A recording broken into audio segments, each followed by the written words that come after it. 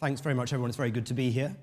I'm having heard that very, very interesting presentation from Giant. I'm tempted to junk all of my slides and mount a very spirited defense of democracy, human rights, and why the far right isn't going to be good for the West, neither politically nor economically. But I'll put that to one side. Perhaps we can have a good discussion afterwards.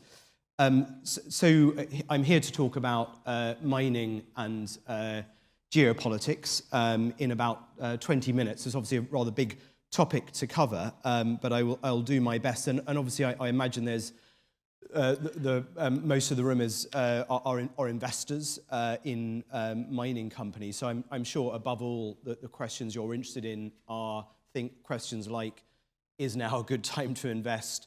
What sort of commodities? What sort of companies? And so you might think, what on earth has politics and geopolitics got to do with that? What I'd like to do in this 20 minutes, and in a sense, Carol, in her introductory comments, summarized it very eloquently. I'd like to convince you of two things, if you're not already convinced of them. One is that understanding politics and geopolitics around mining projects is hugely important to be a really successful investor, either an independent investor or a mining company in this space.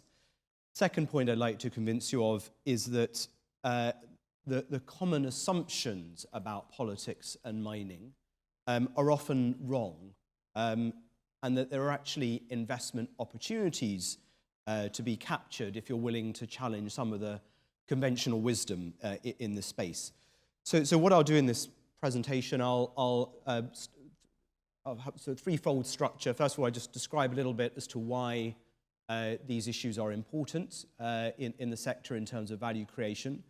Secondly, I'll give a little bit of background about my company, Critical Resource, and the methodology that we use to analyze these sorts of issues around projects. And thirdly, I'll give a brief, sample of some of our work on what the common assumptions and why they're wrong. So, why is these set of issues important? Again, I expect preaching to the converted here. For the mining industry, and indeed the energy industry, which is we as Critical Resource work in both. If you look at the range of broadly defined political issues that affect projects, whether it's what the opinion or actions of local stakeholders, national or international stakeholders, there's often many millions, if not billions of dollars of value at stake, which from the positions of stakeholders, which is most vivid, I guess, when things go wrong. So when governments change the fiscal terms of projects, when communities object to projects, when projects find it difficult to get licenses or permits because of some form of political opposition, etc. Those issues can delay projects, they can lead to huge cost overruns. In our experience, among the most frustrating issues from a management perspective is the drain on time that dealing with stakeholders and troublesome politicians and communities can take, as well as the broader damage to the corporate reputation. So potentially billions of dollars of value at stake from these issues. At the global level, I would argue that it's really important for investors to understand some of the broader forces, the broader political forces at work. And again, this stuff is, it's fairly sort of evident, obvious stuff, but worth understanding well and thinking about, I think, as an investor. Carol's already mentioned resource nationalism.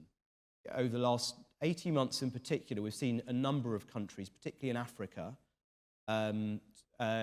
seek to or actually dramatically change the terms of business for mining investors. So in Tanzania, you have that little picture there is of President Magufuli of Tanzania, who has made the life of Acacia very tough, as you probably know, over the last 18 months. But you've got similar issues in Indonesia with the treatment of Freeport.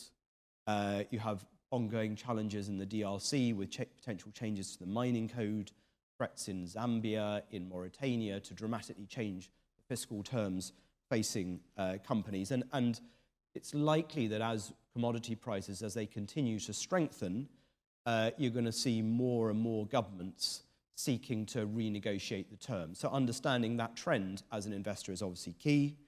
The politics of climate change and the energy transition.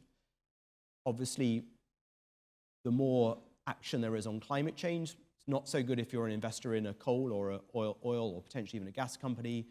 Potentially is good if you're an investor in a copper, lithium, cobalt company, etc. The key sort of political question in a way is putting to one side the technological trends or technology trends that are driving this, is to what extent is there going to be sustained political momentum behind government regulation and attempts to keep to the agreements made at the Paris conference a couple of years ago to keep global climate change within 2 degrees. And if governments succeed in that, you're going to see an acceleration of the trend. If governments fail, as Trump, and some other governments seem happy to let happen, then the wind will be, at least some of the wind will be taken out of the sails of that clean energy transition. You have growing great power competition.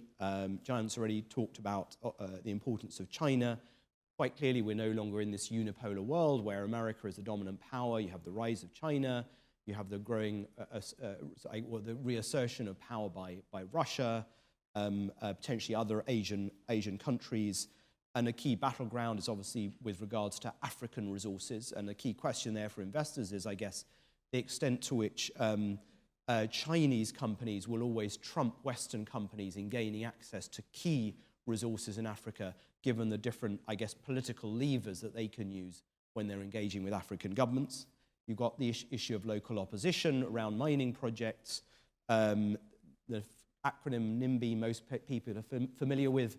I don't know if people have come across bananas. It's a sort of, when you become an even more extreme NIMBY, so the acronym stands for build absolutely nothing anywhere near anyone. In other words, this growing sense that if you live near a project, whether it's a mining or oil or gas project or any other infrastructure project, you don't want it in your backyard.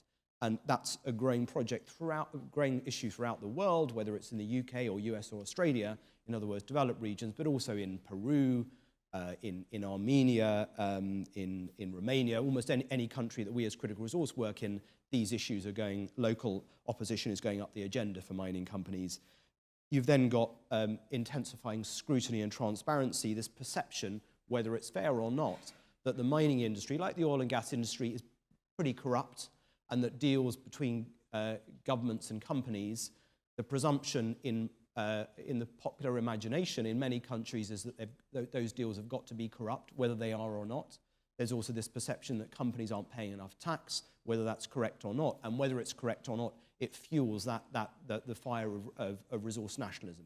So understanding which countries those issues, that popular sentiment is strongest in, and where it's less strong, it's got to be useful as an investor. Let me just talk briefly about critical resource, give a bit of context why I'm saying all this sort of stuff. So as Carol said, we're an advisory firm. We specialize in the license to operate or political risk. We just work in mining and energy. I set up the company about 12 years ago. The fact that we have thrived over that period and continue to grow is partly a testament to the growing importance of these issues in the sector and the growing recognition by senior executives that these issues need to be dealt with in a very systematic and very rigorous way, in the same way that geology or finance need to be dealt with systematically, so do political and social issues. And that's what we as critical resource are trying to do.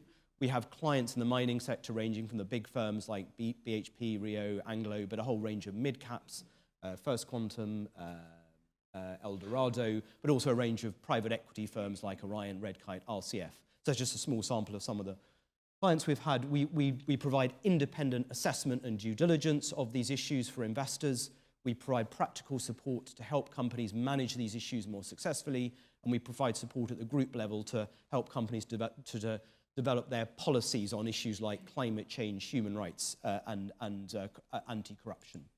Just briefly, we have a panel of illustrious people who've joined critical resource in an advisory capacity. These guys do a lot of other things apart from beyond our panel, but I just wanted to flag that this is a signal, we like to think it's a signal that critical resource does good work, but above all, it's a signal that these issues are really important these days for the industry, that Evie Hambro of BlackRock is on our panel, Simon Thompson, the chair of Rio Tinto, is on our panel, Chad Holliday, the chairman of Shell. We're a tiny, tiny company compared with a Rio Tinto or Shell, but these issues are I think there's so much value at stake and recognized to be at stake from the politics around these issues, hence the interest of such senior people in what we're doing. Also, from our perspective, it is, like I said, it's very, very important to be very systematic about how one analyzes the politics and the license to operate issues around projects prior to making an investment, and even once an investment is made, to really understand what's going on. And so we, as Critical Resource, we use a methodology that at the highest level rates the strength of the license to operate of a project on a scale from D to AAA. So it's sort of borrowing a little bit from the language of credit rating, but this is not a credit rating, this is a rating of the strength or weakness of the license to operate for different mining projects. We've now analysed or rated, it's coming up for 300 mining or oil or gas projects around the world. Here are just a few, just by way of example. So, you know, Acacia, the troubles they've had in Tanzania, inevitably they get a low rating, whereas, and likewise, Newmont's Conga project in Peru, which, as many of you will know, has been effectively stalled because of local and regional opposition. That gets a low rating. But then others, like BHP's operation in the huge Escondida mine in Chile, you know, still has challenges, but a more favorable rating and so on. If you plot the roughly 300 projects that we have analyzed on this scale, they form roughly a normal distribution, so they're clustered around the vigilance grade. All of which is to say that there are very few projects that are total disasters, like you might say an Acacia in Tanzania, and you know, the Bougainville project in Papua New Guinea, in the days when that caused a minor war in Papua New Guinea, that gets a D rating, because so you have to be pretty bad to get down the end of the scale. But equally, there are very, very few projects. There's no AAA ratings and very few projects even in the preference grade. Why? Because there are very few either mining or oil or gas projects that stakeholders love now and will continue to love indefinitely in the future. Extracting resources is by definition, or by its nature, a controversial endeavor that evokes a lot of feelings and a lot of suspicion. So the challenge for investors is to obviously either target companies high up the scale or as high up as possible, or to spot opportunities at the bottom of the scale where others don't dare to touch those projects, and as a result, the valuation is so low, if you think there is a way to resurrect in some way the license to operate. So if that makes sense just in terms of our approach, I'll just briefly talk about this little analysis that we did, which we call Dangerous Assumptions, 7 common beliefs about the license to operate that can cost billions or lead to missed opportunities. So looking at our work over the last decade or so, there's a lot of very, very good work, in our view, done by mining and oil and gas companies in this area. Nonetheless, we see patterns of assumptions made that aren't quite right. And that's where I said there may be, for those who are smart, there may be investment opportunities here. So I'll just, in the time available, highlight a few. And the 7 common incorrect assumptions, they fall into 2 categories. Some where the assumption is too optimistic, and as a result, you'd want to avoid those projects. But there are some where the assumptions are too pessimistic about the license to operate, and hence where there may be missed opportunities. So just to highlight a few, there's a slide for each of them, but I'll just highlight a few. So this is one of the assumptions. I should say, by the way, that hindsight is very easy. And so for the companies involved, it's very easy to say, they did that wrong in the heat of the moment and in the situation they were facing. It's not always easy, so please take that as a health warning from what I'm about to say. But there is often this assumption in the industry and in companies that if you've got a very, very big project which is generating a huge amount of income for a country, that country will not dare to touch you. The reality is often the opposite, as has been shown recently with the experience of Acacia in Tanzania and indeed Freeport in Indonesia. Both the principal, or I believe the biggest contributor to tax revenues in Tanzania and Indonesia respectively. Nonetheless, the governments of both countries over the last year or so have made life extremely hard for those, for Acacia and Freeport respectively. The challenge is that by dint of being very high profile in the country, you become a very politically nice target to hit. So even if it might hugely damage investor confidence in the country, if you're a populist politician like President Magufuli in Tanzania, the political gain to be had from attacking a company like Acacia, which over the years had developed a reputation, fairly or not, for not contributing enough to local employment and to regional and national development, the political win is, I think, so tempting that being a big project is actually makes it worse for you. Another common assumption that we hear, and I'm sure you come across it a lot, is this idea that, well, if you've got a mine in a Western or OECD country, politically and in terms of stakeholders, it's going to be easier than if you've got a mining project in a developing country. Quite clearly, that's often not the case. The assumption is, underlying that assumption is this idea that, well, OECD countries like Britain, United States, Australia, the rule of law is paramount. The trouble is that the rule of law may be stronger than in some developing countries, but the rule of law does not prevent politics from intervening in processes to get consent for projects, for example. And those politics can be as unpredictable and as challenging as any developing country. So, you have I know this isn't a mining example, on the left, the example of fracking or unconventional oil and gas in Europe, which, as you'll know, in Britain and France and many other European countries has effectively been either halted or slowed down very considerably because of local and NGO opposition. And then you've got the issue of fiscal terms in mining in Australia, which the Australian government didn't hesitate, or for a while wasn't hesitating about its mining super tax. Some years ago, the UK dramatically changed fiscal terms for oil and gas producers some years ago. So the predictability of OECD countries, I think, is often overstated. Or put another way, as an investor, don't be put off by developing countries for that reason. Another common assumption that we hear a lot in the industry is that we hear it a lot from oil and gas companies and mining companies. So we're not worried about the politics because we know the president, we know the prime minister, we know the minister of mines. We go to see him every 3 months or 6 months. They really like us. They're very friendly. Nothing can go wrong. But of course it does. And in a sense, there's a bit of an illusion, I think, created by the access that mining and oil and gas companies often do get at the very highest levels of government, that translates into a stable climate of political support. Whereas the reality is not just that governments change with elections or with coups, but also even if governments don't change, the politicians need at some point to listen to at least to a degree, to popular opinion. So one of our clients, an oil and gas client in West Africa, some while back, and this is just a example we're familiar with, was very confident that because it had cultivated actually excellent relationships with the government of this particular country, there was an election, and it found not just that it didn't have relationships with the new government, and it was a change of, it was a switch in power from one political party to another, but it found that it was actually seen to be too closely aligned with the original government, and hence was treated very badly by the new government. Let me just do 2 more, and then I'll, aware of time, I'll wrap up. This is a different sort of assumption. This is a sort of assumption where we think that investors are sometimes too pessimistic and don't thereby see opportunities that are there.